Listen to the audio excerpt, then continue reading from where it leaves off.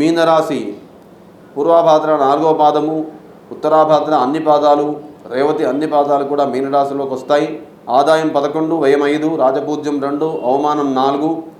ఈ మీనరాశి వారికి ద్వితీయంలో బృహస్పతి సంచారము మే 1 వరకు, తర్వాత తృతీయ స్థానంలో ఉన్నటువంటి గురువు వల్ల ఈ సంవత్సరం అంతా కూడా అధిక శ్రమకు తగ్గ ఫలితం లేకపోవడము, తర్వాత వినాకారణంగా బంధువైరము, ద్రవ్యం లేకపోవుట, శరీర బాధ, ఉద్యోగ కార్యక్రమాలు చెడిపోవుట, జలగండములు, వివాహ కార్యములందు ఇబ్బందులు, రోగముల వలన బాధయు, తర్వాత ధన వ్యయము, అశాంతి, అలసట, తిప్పటం, అవమానం, ట్రాన్స్ఫర్లు, అననుకూల ప్రదేశాల్లో ప్రయాణాలు, అపమృత్యు భయము, ఈ విధంగా అనేక అననుకూలతలు ఉన్నాయి.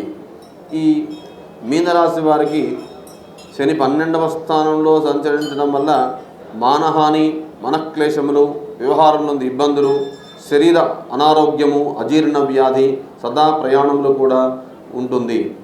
ఈ జన్మ ద్వితీయ స్థానంలో శని సంచారం వల్ల ఈ రాశివారు తప్పకుండా శివస్తోత్రం చేసి, తర్వాత నువ్వుల నూనెని శనేశ్వరుడికి వెలిగించి పెట్టి తప్పకుండా వారు రావి చెట్టు ప్రదక్షిణ చేయడం వల్ల ఏలినాటి శని ప్రభావాన్ని బాగా తగ్గించుకోవచ్చు. రాహుగ్రహం జన్మరాశిలో ఉండడం వల్ల భార్యాపుత్రాలతో అనవసర విరోధములు, ద్రవ్యనాశనము, ఆర్థిక ఇబ్బంది, అనేక కష్టము సంభవించును. స్వస్థానం విడిచి వేరే దేశానికి వెళ్ళడము అవకాశం ఉంది.